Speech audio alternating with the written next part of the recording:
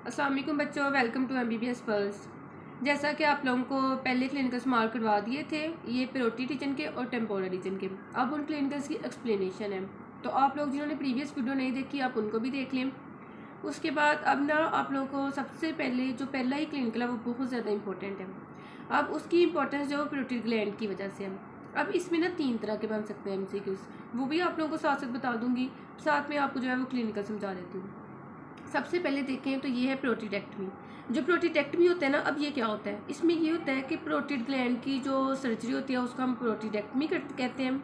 अब इसमें क्या करते हैं कि कहते हैं कि जो 80% जो स्लाइवरी ग्लैंड में हमारे 3 ग्लैंड्स आते हैं, प्रोटीड, सबमैंडिबुलर और सबलिंगुअल ग्लैंड। अब कहते हैं कि जो 80% स्लाइवरी ग्लैंड के ट्यूमर्स होते हैं ना वो प्रोटीड ग्लैंड में होते हैं। इस वजह से इस जो ग्लैंड है इसकी इंपॉर्टेंस ज़्यादा है। कहते हैं कि कुछ जो होते हैं बिनाइन होते हैं, जो बिनाइन होते हैं ना इसका तो ये मतलब होता है कि जो स्प्रेड नहीं होते हैं, जो कैंसरस सेल्स होते हैं वो एक जगह पे रहते हैं, लेकिन जो कुछ होते हैं ना वो मेटास्टाइज करते हैं। अब कहते हैं कि जो उसकी जब सर्जिकल एक्ससीजन करते हैं तो उसको हम प्रोटीडेक्टमी करते हैं। और इसका जब भी प्रोटीड ग्लैंड को कोई भी ट्यूमर होगा तो उसमें आपने बताना होता है कि उसकी जो है वो हम लोग एक एक्ससीजन करते हैं, उस एक्ससीजन को हम प्रोटीडेक्टमी कहते हैं। अब आप लोगों को इसकी डेफिनेशन का तो पता चल गया। अब इसमें जो मेन चीज़ जो कि MCQs में आती है वो ये होती है, वो पूछते हैं कि जब प्रोटीड ग्लैंड की सर्जरी करते हैं तो कौन सी ऐसी जो नर्व होती है जिसको हमने प्रिजर्व करना होता है। तो वो जो मैंने हाईलाइट भी किया हुआ है कि parotid plexus of cranial nerve 7 is embedded in the parotid gland. Cranial nerve 7 facial nerve होती है, तो कहते हैं कि उसका प्लेक्सिस जो होता है ना वो प्रोटीड ग्लैंड में एम्बेड हुआ होता है। तो इस वजह से हमने जो जब भी सिनेरियो है कि जब प्रोटीडेक्टमी करते हैं तो कौन सी नर्व को बचाना होता है, तो वो उसमें जो आंसर होगा वो फेशियल नर्व होगा। फिर उसके बाद आगे इसमें जो चीज़ बचानी होती है ना उसमें जो ये होता है कि जब इसकी साथ में जो ब्रांचेस होती है ना उसको भी हमने प्रिजर्व करना होता है। An important step in parotidectomy is identification, isolation and preservation of facial nerve. आप लोगों ने इस चीज़ को हाईलाइट कर लेना है। अगर कोई पूछे कि फेशियल नर्व जो है उसकी क्यों प्रिजर्वेशन करते हैं तो फिर उसमें ये बताना होता है क्योंकि इसका जो प्लेक्सिस होता है वो प्रोटीड ग्लैंड में पड़ा होता है। अब इसका जो सिनेरियो होता है ना वो 3 तरीके से आ सकते हैं। एक मैंने आप लोगों को बता दिया है कि एक तो ये है कि प्रोटीड ग्लैंड जो होता है ना उसकी हम लोगों ने प्रोटीडेक्टमी करनी है, मतलब इसकी सर्जरी करनी है, तो कौन सी नर्व को प्रिजर्व करना है, तो वो होगी फेशियल नर्व, तब तो फेशियल नर्व आएगा। लेकिन जो UHS है वो इसको इस तरह घुमा के देती हैं कि वो इसकी नर्व सप्लाई के लिहाज से पूछना शुरू कर देती हैं और बच्चे कन्फ्यूज होकर फेशियल नर्व लगाते हैं। ये जो है ये हमारे सीनियर्स को भी आया था और हमें भी आया था। जो हमें आया था हमें प्रोटीड ग्लैंड का पूछ लिया हुआ था और जो हमारे सीनियर्स थे उनसे प्रोटीड फेशिया का पूछा हुआ था। तो आप लोगों ने इन 2 पॉइंट्स को भी ध्यान में रखना है और इस तरह करना है कि अगर आप लोगों को वो कहते हैं कि किसी का प्रोटीड ग्लैंड है, प्रोटीड ग्लैंड में ट्यूमर बने हैं, तो बताओ कि कौन सी नर्व डैमेज होगी। तो इसमें है कि नर्व डैमेज हो रही है, इसमें वो ये नहीं पूछ रहा कि नर्व को बचाना है। तो फिर आपने प्रोटीड ग्लैंड में होगा तो फिर आपने लगाना है ऑरिकुलर टेम्पोरल नर्व। लेकिन एक सिनेरियो जो है जो हमारे सीनियर से पूछा था उसमें ये था कि प्रोटीड फेशिया जो है वो स्ट्रेच हो गया।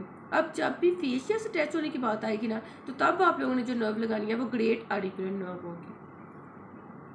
उसके बाद अगला क्लिनिकल है वो है इन्फेक्शन ऑफ प्रोटीड ग्लैंड। ये भी इंपॉर्टेंट है इसमें क्योंकि एक SCQ है और एक साथ में वाइवा का मोस्ट इंपॉर्टेंट क्वेश्चन है। अब वाइवा का जो क्वेश्चन है उसमें ये पूछेंगे, कहते हैं कि प्रोटीड ग्लैंड जो होती है ना इसके जो जितने भी इसमें बहुत ज़्यादा पेन की होती है जो इसके वॉन्ड्स होते हैं। तो इसमें ये होता है, कहता है कि जब भी प्रोटीड ग्लैंड को कोई भी ट्यूमर बनता है या कुछ भी होता है तो इसमें सीवियर पेन काज होती है।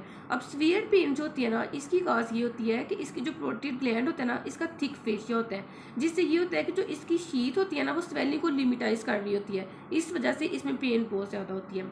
तो आपने इसको ध्यान से देखना है। बच्चों एक चीज़ ध्यान में रखनी है कि आप लोगों ने ना KLM के क्लिनिकल्स में से हर चीज़ नहीं करनी होती है। जो जो पॉइंट हाईलाइट कर रहे हो ना आप लोगों ने उनको करना होता है, क्योंकि एंड पे रिवीजन का टाइम ही नहीं होता कि आप हर चीज़ को देखो। और वैसे भी इंपॉर्टेंट भी यही होती है, बाकी चीज़ें जो होती है वो एक चीज़ को बार बार एक्सप्लेन करने वाली बात होती है। तो आप अब उसके बाद मैं मोस्ट इंपॉर्टेंट SCQ बताने लगी हूँ। ये मैं लिखा भी हुआ है कि ये SCQ है। इसमें होता है वो कहता है कि जो प्रोटीड ग्लैंड की पेन होती है ना वो अक्सर जो होती है ना वो हमें ऑरिकल में फील हो रही होती है, एक्सटर्नल कॉस्टिक मेटस। ये हमें पता है कि ये एक्सटर्नल ईयर के पार्ट्स हैं, ऑरिकल भी और एक्सटर्नल कॉस्टिक मेटस भी। फिर वो टेम्पोरल रीजन में टेम्पोरल मैंडिबुलर जॉइंट इधर भी फील हो रही होती है। तो कहता है कि बताओ इसकी पेन जो होती है प्रोटीड ग्लैंड की वो इधर क्यों फील होती है। तो उसमें हमने बताना होता है, मैंने पहले भी आप लोगों को बताया था कि जो रेफर्ड पेन होते हैं उसमें ये होता है कि दोनों को सेम नर्व सप्लाई होती है। तो इसमें भी वो बात हो रही है, कहते हैं कि जो प्रोटेड ग्लैंड की पेन होती है वो इन ऑर्गन्स में इस वजह से होती है क्योंकि जो ऑरिकुलर टेम्पोरल नर्व और ग्रेट ऑरिकुलर नर्व्स, वो मैं ऊपर बता चुकी है कि कौन सी ग्लैंड को सप्लाई करती है और कौन सी फेशिया को सप्लाई करती है। is from which the protected gland and sheath receive sensory fibers also supplies sensory fibers to the skin over the temporal fossa and auricle। कहते हैं कि जो प्रोटेड ग्लैंड और प्रोटेड फेशिया को नर्व सप्लाई कर रही होती हैं, ऑरिकुलर टेम्पोरल नर्व और ग्रेट ऑरिकुलर नर्व, ये प्रोटेड ग्लैंड को भी सप्लाई करती हैं और साथ में जो auricle, external acoustic meatus, temporal region और टेम्पोरल मैंडिबुलर जॉइंट, इन दोनों इनको सेम नर्व सप्लाई कर रही होती है। तो इस वजह से जो प्रोटेड ग्लैंड की पेन है वो इनमें फील होती है। तो आप लोगों ने मेन वर्ड जो इसमें दो याद रखना है वो ये याद रखना है, ऑरिकुलर टेम्पोरल नर्व और ग्रेट ऑरिकुलर नर्व कि दोनों सेंस जो इन दोनों की नर्व सप्लाई सेम है, तो इस वजह से जो प्रोटेड ग्लैंड की पेन होती है वो इनमें फील हो रही होती है। उसके बाद हम लोगों ने ना इंफीरियर एल्वियोलर नर्व ब्लॉक पढ़ना है। इसमें ना सबसे पहले तो आप लोगों को याद सारी बात है, इंफीरियर एल्वियोलर नर्व ब्लॉक है तो इसमें नर्व कौन सी इन्वॉल्व होगी, वो इंफीरियर एल्वियोलर नर्व होगी। अब आगे क्या होगा, इसको जो इंफीरियर एल्वियोलर नर्व जो होती है ना उसको ब्लॉक करने के लिए हम लोगों ने इंफीरियर एल्वियोलर नर्व ब्लॉक करना होता है। इसमें ये होता है कि इसको एनेस्थाइज कर देना होता है हमने इंफीरियर एल्वियोलर नर्व को, जो कि हमारे पास मैंडिबुलर नर्व होती है उसकी ब्रांच होती है। अब हमसे पूछते हैं कि इसकी साइट क्या होती है, तो जो इंजेक्शन की साइट होती है ना वो हमेशा मैंडिबुलर फोरामेन होता है, जो कि ओपनिंग होती है, जिसकी जो ओपनिंग होती है ना वो मैंडिबुलर कैनाल में होती है on the medial aspect of ramus of mandible. तो इसमें मेन वर्ड आपने याद रखना है कि मैंडिबुलर फोरामेन। उसके बाद जब भी हम ये नर्व ब्लॉक देते हैं तो इससे होता क्या होगा, तो इससे ये होगा कि सारे के सारे जो मैंडिबुलर टीथ होते हैं ना वो मीडियन प्लेन में आके एनेस्थाइज्ड हो जाते हैं। उसके बाद इसमें भी आप लोगों ने एक जो मेन चीज़ जो है वो याद रखनी है, वो ये याद रखनी है कि कहाँ कहाँ पे आके जो है वो एनेस्थीसिया देंगे तो जो है ना वो ब्लॉक हो जाएगा। सबसे पहले तो आप लोगों को ज़्यादा पता है मैंडिबुलर फोरामेन पे दे तो मैंडिबुलर टीथ जो है वो तो एनेस्थाइज हो जाएंगे। साथ में कुछ और भी उन्होंने जगह बताई हुई है, जैसे स्किन और म्यूकस मेम्ब्रेन लोअर लिप की, लेबियल एल्वियोलर मिकोजा, जंजीवा, चिन की स्किन, ये भी एनेस्थाइज हो जाएंगे। वो इस वजह से हो जाएंगे क्योंकि इनको सप्लाई कर रही होती है मेंटल नर्व, और जो मेंटल नर्व होती है वो आगे इन्फीरियर एल्वियोलर नर्व जो होती है उसकी ब्रांच होती है। तो इस वजह से आपने इनको भी देख लेना है। फिर उसके बाद आगे जो होता है ना, एक इसमें मोस्ट इंपॉर्टेंट टर्म आ रही है वो है टिरिगाइट्रिस्मस। अब इसमें क्या होता है, यूएचएस में जो हमारे सीनियर्स हैं उनको एक दफ़ा ये एमसीक्यू आया हुआ था।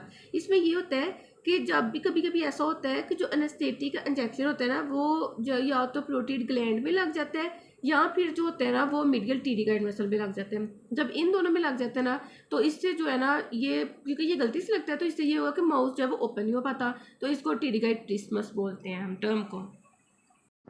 उसके बाद आगे बहुत ज़्यादा इंपॉर्टेंट क्लिनिकल है वो है डिसलोकेशन ऑफ टेम्पोरोमैंडिबुलर जॉइंट। ये आप लोग जब टेम्पोरोमैंडिबुलर जॉइंट की डिटेल करोगे ना तो आप लोगों को ज़्यादा समझ चल जाएगी कि इसमें क्या क्या है और क्या नहीं करना। अब इसमें क्या कहता है कि जो डिसलोकेशन होती है ना ये टेम्पोरोमैंडिबुलर जॉइंट की, वो मोस्ट कॉमन जो होती है ना वो एंटीरियरली होती है। जब भी टेम्पोरोमैंडिबुलर जॉइंट्स होते हैं ना इसमें, क्योंकि ये इन्वॉल्व ही होता है कि या तो माउथ को क्लोज करना होता है या फिर माउथ को ओपन करना होता है। तो इसमें क्या होता है, कहता है कि जब भी पर्सन जो होता है ना उसकी मैंडिबल जो होती है ना वो डिप्रेस्ड होती है तो पर्सन अपने माउथ को क्लोज नहीं कर पाता। फिर उसके बाद आगे क्या कहता है कि इसमें मोस्ट कॉमन साइड बतानी होती है। जो पीछे वाली लोकेशन होती है ना इसमें दो तरह से सिनेरियो आते हैं। पहले तो पूछेगा कि मोस्ट कॉमन साइड बतानी होती है और दूसरा बताना होता है कि अगर वो मोस्ट कॉमन साइड जो होता है वो इंटीरियर डिसलोकेशन होती है कि मोस्ट कॉमनली इसने इंटीरियरली डिसलोकेटेड होता है। फिर वो कहता है कि इंटीरियर तो वो उसकी मोस्ट कॉमन है, तो पोस्टीरियर की कोई तो वजह होगी ना कि पोस्टीरियर डिसलोकेशन है वो अनकॉमन है। तो इसमें ये होता है कि इसमें जो post glenoid tubercles and the strong intrinsic lateral ligament, इन दोनों की वजह से पोस्टीरियर डिसलोकेशन जो है वो अनकॉमन होती है। फिर उसके बाद आगे कहता है कि ये होती किस वजह से है, तो कहता है कि या तो बंदा को डायरेक्ट ब्लो लगती है उसकी चिन पे या फिर नेक ऑफ मैंडिबल जो होता है उसकी जो ना फ्रैक्चर हो सकते हैं जिसकी वजह से जो होता है ना डिसलोकेशन हो जाती है। उसके बाद आगे क्या कहता है कि इसका जो रिलेशनशिप होता है ना वो किस किस के साथ होता है, तो इसका जो रिलेशनशिप होता है ना वो फेशियल और ऑरिकुलर टेम्पोरल नर्व्स होती है ना उसका जो होता है वो टेम्पोरोमैंडिबुलर जॉइंट के साथ रिलेशन होता है। तो जब भी हम लोगों ने इसकी सर्जरी करनी होती है तो इसमें जो नर्व्स को हमने बचाना होता है वो हमारे पास फेशियल नर्व होती है और साथ में ऑरिकुलर टेम्पोरल नर्व्स होती है। तो इन दोनों को जो है वो इन दोनों नर्व्स को हमने बचाना होता है जब भी हम प्रोटेड ग्लैंड की सर्जरी करते हैं। फिर उसके बाद आगे उसने बताया हुआ है कि इसकी जो डिसलोकेशन होती है उसमें ये होता है कि आर्टिकुलर कैप्सुलर रप्चर हो सकता है या लेटर लिगामेंट जो होता है ना वो रप्चर हो सकता है, जिससे जो होता है ना इंस्टेबिलिटी होती है टेम्पोरोमैंडिबुलर जॉइंट की। अच्छा बच्चों, ये कुछ क्लिनिकल्स बीडी से थे तो मैंने कहा वो भी है बीडी से भी आप लोगों को करवा दूँ। सबसे पहले जो है ना वो कौन सा है, पेरोटिड एब्सेस। पेरोटिड एब्सेस जो होता है ना वो क्या होता है, जो पेरोटिड एब्सेस होता है ना वो कहता है कि जब इन्फेक्शन जो होती है ना वो स्प्रेड होती है from the opening of parotid duct in the mouth cavity, तो उसके इन्फेक्शन के स्प्रेड की वजह से जो होता है ना पेरोटिड एब्सेस बनता है। उसके बाद आगे जो पेरोटिड एब्सेस जब बन जाए तो उसको ड्रेन कैसे करते हैं, तो उसके लिए हम लोग एक मेथड यूज़ करते हैं जिसको हम लोग हिल्टन्स मेथड कहते हैं। अब हिल्टन्स मेथड क्या होता है, इसमें एक ऐसी इंसिजन होती है जिसमें छोटे छोटे होल्स जो होते हैं ना वो बना लिए जाते हैं below the angle of mandible, इसको हम जो है वो हिल्टन्स मेथड कहते हैं। उसके बाद अगला है, इसमें मोस्ट इंपॉर्टेंट क्लिनिकल है जिसको हम लोग कहते हैं फ्रेज सिंड्रोम। अब जो फ्रेज सिंड्रोम होता है इसमें क्या होता है, कहते हैं कि जो प्रोटेक्टमी होता है ना ये प्रोटेट ग्लैंड की रिमूवल होती है। जब हम लोग क्या इसका ऑपरेशन कर रहे होते हैं ना तो कभी कभी ऐसे ही होता है कि जो सिक्रीटो मोटर फाइबर्स होते हैं ना उनकी रीजनरेशन हो जाती है। एडिकोटेम्पोरल नर्व में जो सिक्रीटो मोटर फाइबर्स होते हैं उनकी रीजनरेशन हो जाती है, जो बाद में मैंने आप लोगों को पहले भी बताया था कि जो ग्लैंड होता है उसको एडिकोटेम्पोरल नर्व सप्लाई कर रही होती है और उसके फेशियो को ग्रेट एडिको नर्व कर रही होती है। तो जब एडिकोटेम्पोरल नर्व के जो सिक्रीटो मोटर फाइबर्स हैं उनकी रीजनरेशन होती है वो जाके ज्वाइन कर लेते हैं ग्रेट एडिको नर्व को। इससे क्या होता है, अब इससे होता है कि जो स्वेट ग्लैंड्स होते हैं उनकी स्टिमुलेशन हो जाती है या फिर हाइपर एनीमिया हो जाता है इस एरिया में, जिससे रेडनेस और स्वेटिंग होती है in the area of skin supplied by the nerve, इसको हम फ्रेज सिंड्रोम कहते हैं। Whenever such a person chews, कहते हैं जब भी पर्सन च्यू करता है तो इसमें क्या होता है, स्वेटिंग बहुत ज़्यादा बढ़ जाती है उस रीजन में जिसको ऑरिकोटेम्पोरल नर्व सप्लाई कर रही होती है। इस वजह से इसको ऑरिकोटेम्पोरल सिंड्रोम भी हम लोग कहते हैं। अच्छा बच्चों, मेन बात इसमें ये थी कि जो जब भी हम लोग प्रोटेक्टमी करते हैं तो उसमें जो सिक्रीटो मोटर फाइबर्स होते हैं ऑरिकोटेम्पोरल नर्व के, वो उनकी एब्रेंट रीजनरेशन हो जाती है जो बाद में जाके ग्रेट ऑरिको नर्व होती है उसको ज्वाइन कर लेते हैं। इससे क्या हो जाता है, इससे जो स्वेट ग्लैंड्स होते हैं उनकी बहुत ज़्यादा स्टिमुलेशन हो जाती है। तो जब भी बंदा जो होता है ना वो च्यू करता है तो उसको इंक्रीज स्वेटिंग होती है जो कि उस रीजन में होती है जो कि ऑरिकोटेम्पोरल नर्व सप्लाई कर रही होती है। इस वजह से हम इसको ऑरिकोटेम्पोरल सिंड्रोम भी कहते हैं। अल्लाह हाफिज़ बच्चों।